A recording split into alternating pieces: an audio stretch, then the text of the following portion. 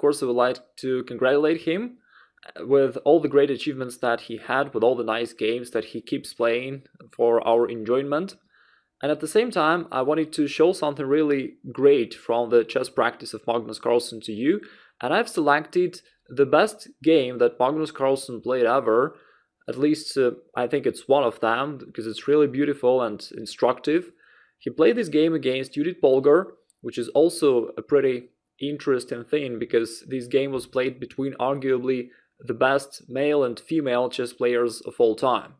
And moreover, it was a blindfold game, so they were playing it without looking at the chessboard, which makes it even tougher for chess players for sure. I'm Igor Smirnov, international grandmaster and the chess coach from the Remote Chess Academy, and without further ado, let's go to the game. Carlsen is playing white, while Polgar is black, and currently it is white to play.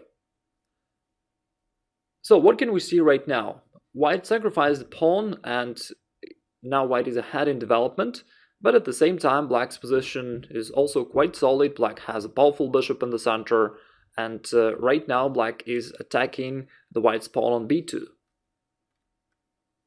How would you play in such a situation if you are playing white? Now just think about it and try to come up with a few guesses of which moves would you consider here if you're white, and then let's check out what happened in the actual game. All of a sudden, Carlsen, instead of protecting the b2 pawn, Carlsen played c5, sacrificing another pawn, which black can easily capture either with his queen or bishop. Now, what's the point of this sacrifice? The idea is white doesn't want to defend. Instead, white finalized already the opening development, and it is time to come up with attacking plan of the middle game. And therefore, Carlsen thinks how to go forward and start attacking.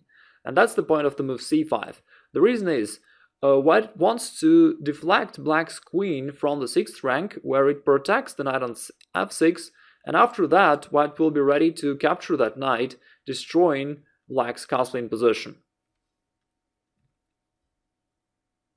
Although black can capture the pawn with her bishop, in that case it won't help anyway, because white can continue with a knight to a4, attacking the queen and the bishop of black, and therefore anyway the queen will have to go away from the 6th rank. So ultimately it will end up to a position similar to what happened in the game, and that's why let's go back to the actual game. In the actual game, once white played c5, black captured with the queen.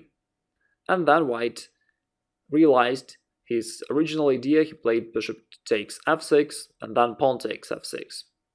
Now we have a very interesting position where white already sacrificed 2 pawns for the attack, while at the same time we can see that there are no white pieces around black's king and they're nowhere near. So it looks a bit sudden, like how can white create a powerful attack if white doesn't have any pieces around or close to black's king? But pay attention to one interesting fact. If you focus your attention on the right half of the board, you would notice that black currently has no pieces there, and it's very difficult to transfer black's pieces towards the king side. White found a way to hamper black from doing so even more while playing knight to d5. Now you may notice that this knight on d5 is not only attacking the pawn on the f6, which is certainly a good thing for white, but at the same time it prevents black's queen from going backward to e7, where it could potentially protect black's king side. And finally, the knight from d5 is blockading the pawn on the d7, making it harder for black to establish coordination between the king side and the queen side. Anyway, let's see what happened after that. Black played d6, trying to bring the bishop, the light-scored bishop, into play. And white continued with queen h5. Now white can start bringing pieces towards black king on the king side, while black can hardly do the same thing. Black played king g7 because the f6 pawn is still hanging. And white continued with bishop e4 with a direct checkmate threat. Black countered it with pawn to h6, and white can bring up one more piece into the attack by playing rook c1, which is threatening black's queen. And at this point it already looks like it's time for black to resign, because in case the black's queen goes away somewhere, let's say queen to a5, Here white has a final combination which wins the game on the spot. It's rook takes c8 to eliminate the last piece which controlled some squares on the king side. And now if black takes back the queen, the white's rook, white can continue with queen f5, and we can see that black's king is defenseless. White is threatening queen f6 check or queen h7, and it's gonna be checkmate very soon. So at this point it looks like white is just winning, and it's time for black to resign because the queen is attacked, and the only logical move to remove the queen somewhere is losing immediately. And at this exact moment of time, Judith Polgar proved that she is also a great player, and she found a shocking resource, the move bishop takes f2. So what's the point of this idea? Well, first of all, this is a check to white's king, so white has to react somehow, and if white makes the most natural move just by capturing that bishop, black would capture the white's rook, which left unattended. Now it's unprotected and black can capture it, so already winning some material. But even more importantly, after that, black can finally bring one of his pieces to the king side, consolidate his position there, and now it's just winning for black. Black has extra material and she protected her king side. As you can see, the chess games can be really tricky, and sometimes one tricky resource can turn the situation to an opposite angle.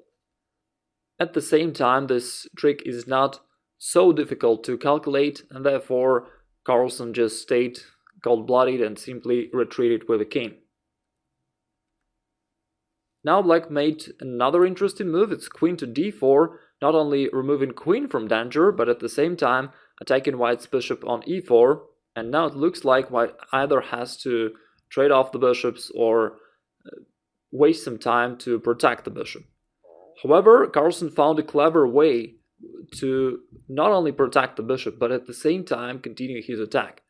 This is a multi-purpose move, queen h4, and as you can see, the queen works in two directions. It's protecting the bishop on e4 and at the same time making threat of queen takes f6 with deadly threats.